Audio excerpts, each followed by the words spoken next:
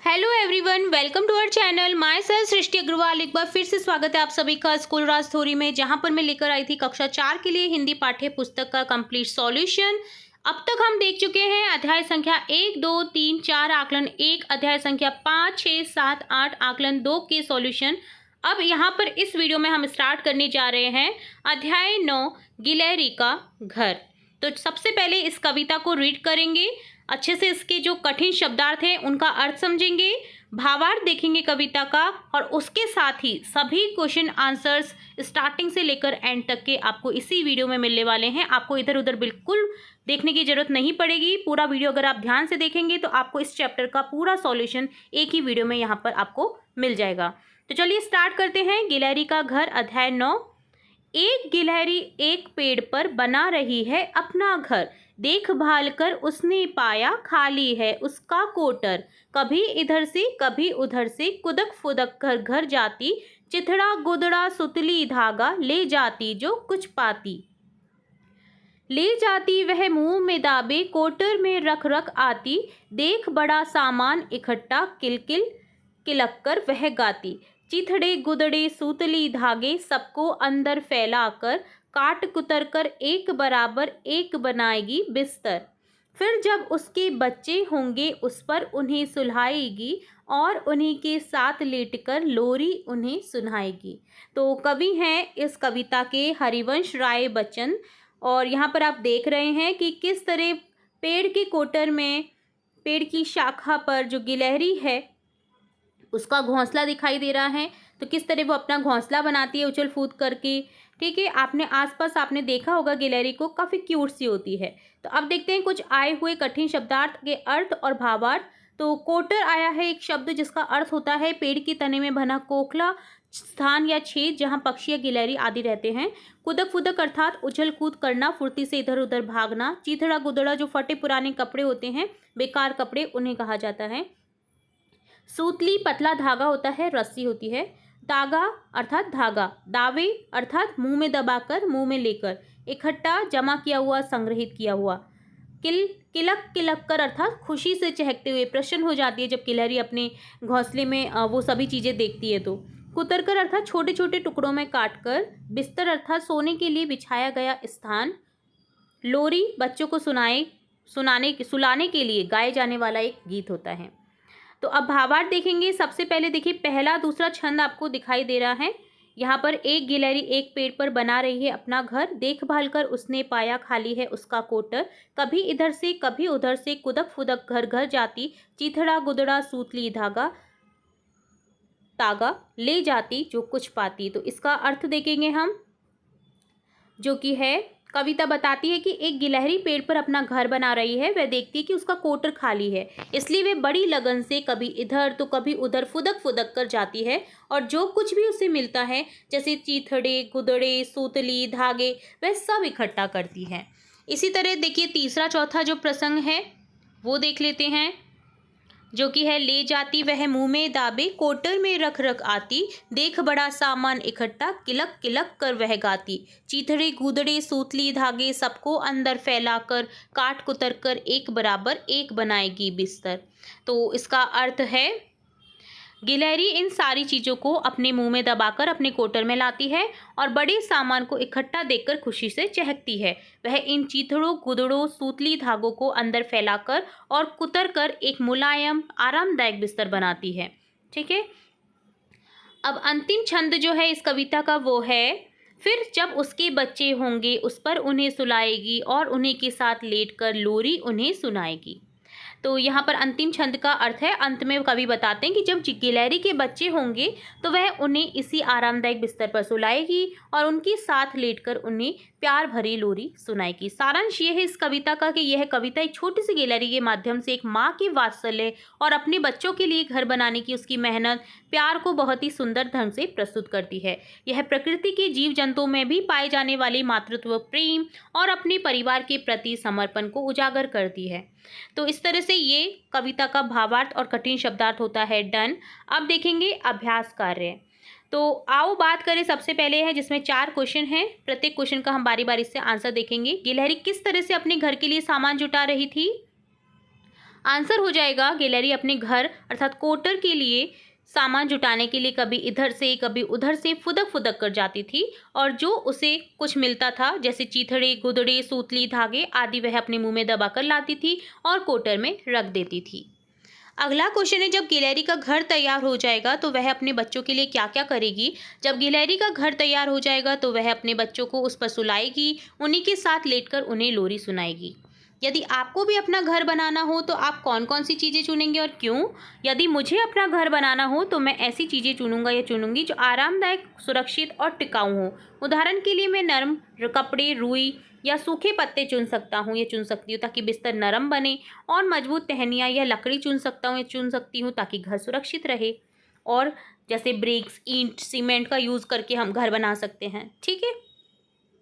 क्या आपने कभी किसी पक्षी या जानवर को घर बनाते हुए देखा है? अपने अनुभव को लिखें।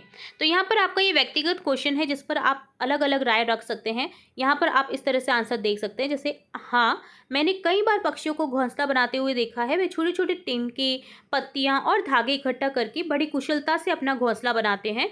मैंने गौरैया को अपनी बालकनी में घोंसला बनाते हुए देखा है, जहाँ वे छोटे छोटे रेशे, घास के तिनके लाती थी और उन्हें जोड़कर एक सुंदर घोंसला बनाती थी। तो इस तरह से ये डन होता है। अब है सोचो और लिखो, जिसमें क्वेश्चन है सही विकल्प चुनिए। गिलहरी अपना घर कहाँ बना रही थी? गिलहरी बना रही थी पेड़ पर, तो ऑप्शन स करेक्ट हो जाएगा।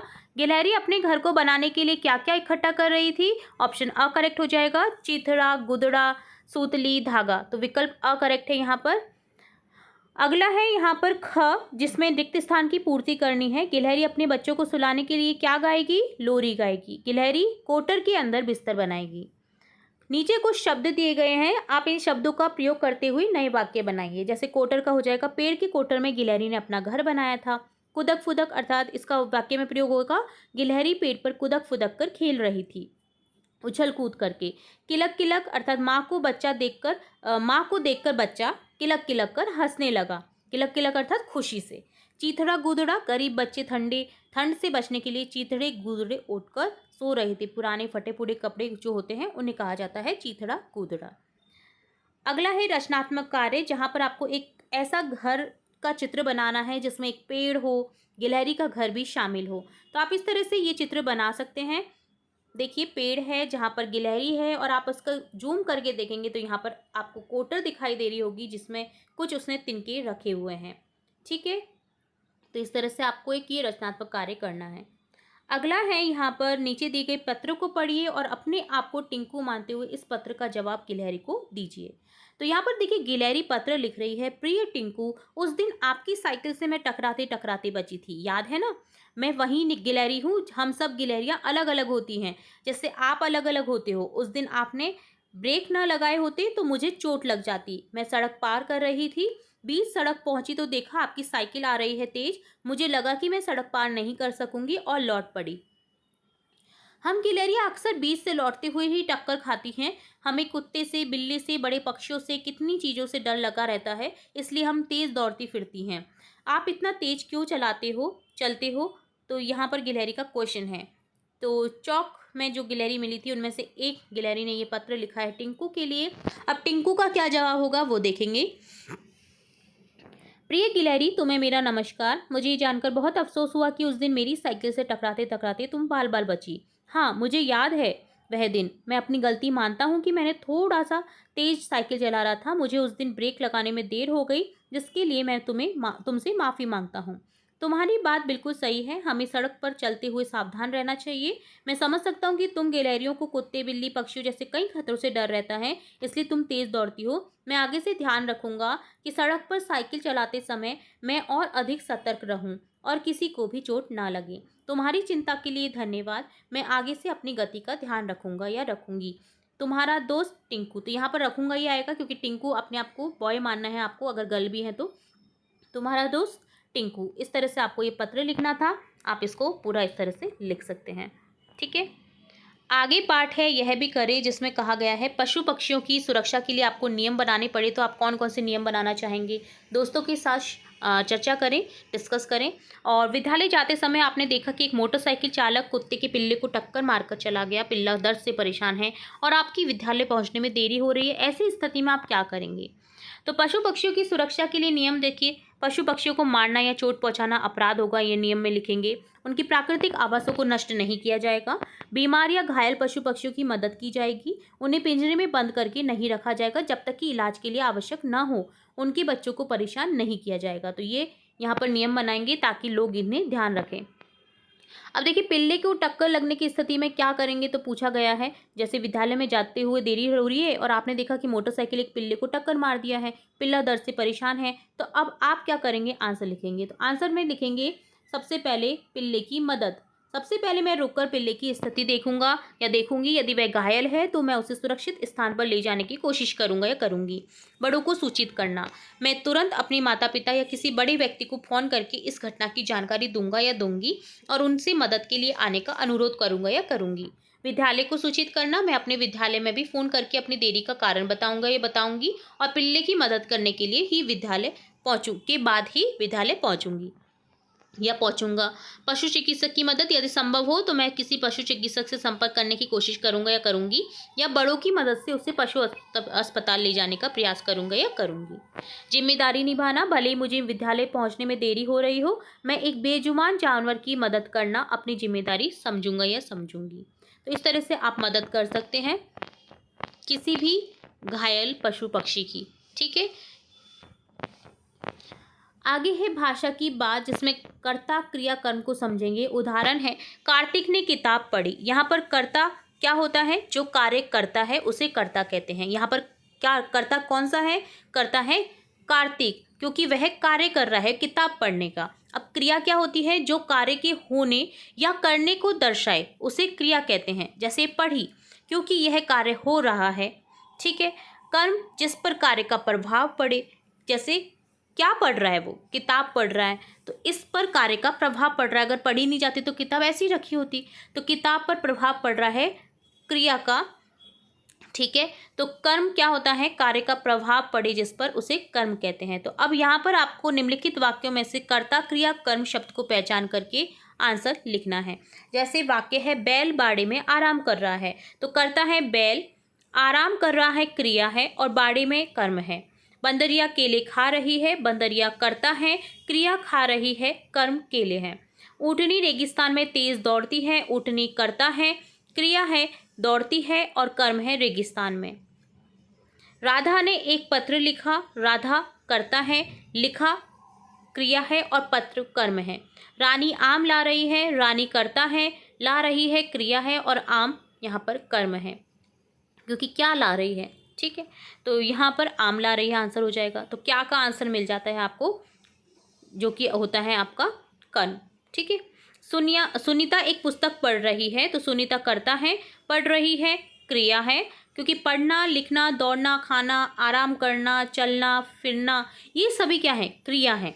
ठीक है, अब यहाँ पर कर्म क्या है, पुस्तक, क्योंकि पुस्तक को पढ़ रही है। लड़के खो खो खेल रहे हैं, तो लड़की यहाँ पर करता है।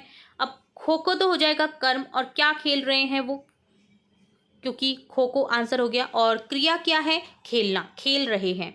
देवेश साइकिल चला रहा है, तो यहाँ पर देवेश जो है करता है, चला रहा है क्रिया है चलना, और कर्म है यहाँ पर साइकिल, क्योंकि क्या चला रहा है, वो साइकिल चला रहा है। इसी तरह से देखिए, ऊँटनी कैसे दौड़ती है, तो तेज दौड़ती है। कहाँ पर दौड़ रही है, क्योंकि दौड़ने का कार्य हो रहा है कहाँ पर, रेगिस्तान में, तो यहाँ पर कर्म क्या है, रेगिस्तान। ठीक है, दौड़ना क्या है, क्रिया हो जाएगी। तो इस तरह से आपको कर्ता क्रिया कर्म बताना था। ठीक है, तो ये डन होता है आपका भाषा की बात। अब आगे है, यदि आप गिलहरी से बातचीत करना चाहें तो उससे क्या क्या सवाल पूछेंगे, लिखिए। भाषा की बात में ही दूसरा क्वेश्चन है ये आपका।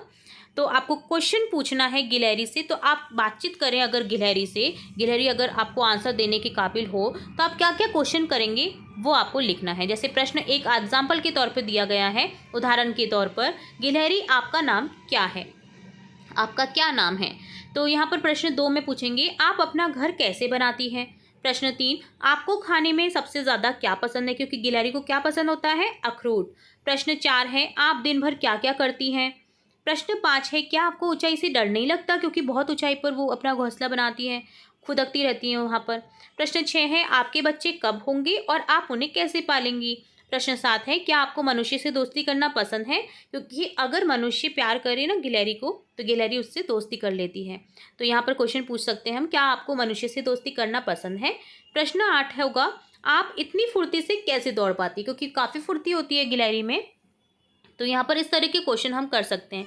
तो ये डन होता है पूरा आपका भाषा की बात, जिसमें 1 और 2 क्वेश्चन थे। अब है वर्ग पहेली, लास्ट वाला पार्ट है आपके इस चैप्टर का, जिसमें कहा गया है नीचे दिए गए शब्दों को वर्ग पहेली में ढूंढकर गोला लगाओ। शब्दों को ऊपर नीचे दाएं बाएं खोज सकते हैं। तो देखिए बिस्तर एग्जाम्पल के तौर पर आपको गोला लगा के दिखा रखा है। इसी तरह हम गोला लगाएंगे गिलहरी पर, धागा, सुतली, पेड़, बच्चे, लोरी, गूदड़ा, चीथड़ा, कोटर, करती, उसका।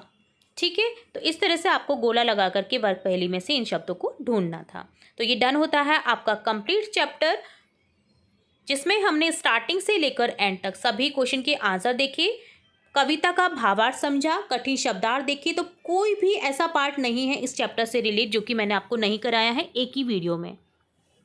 तो होप्स आपको पूरा वीडियो अच्छा लगा होगा, इंपॉर्टेंट लगा होगा, यूज़फुल लगा होगा। तो अगर वीडियो पसंद आया है तो वीडियो को लाइक करें और वीडियो को शेयर करें अपनी फ्रेंड्स के साथ। चैनल को सब्सक्राइब करें, बेल आइकन पर क्लिक करना बिल्कुल ना भूलें, ताकि मैं नेक्स्ट अध्याय जब भी अपलोड करूँ तो तुरंत से नोटिफिकेशन आपको मिल सके। फिर मिलेंगे नए वीडियो के साथ, तब तक के लिए धन्यवाद।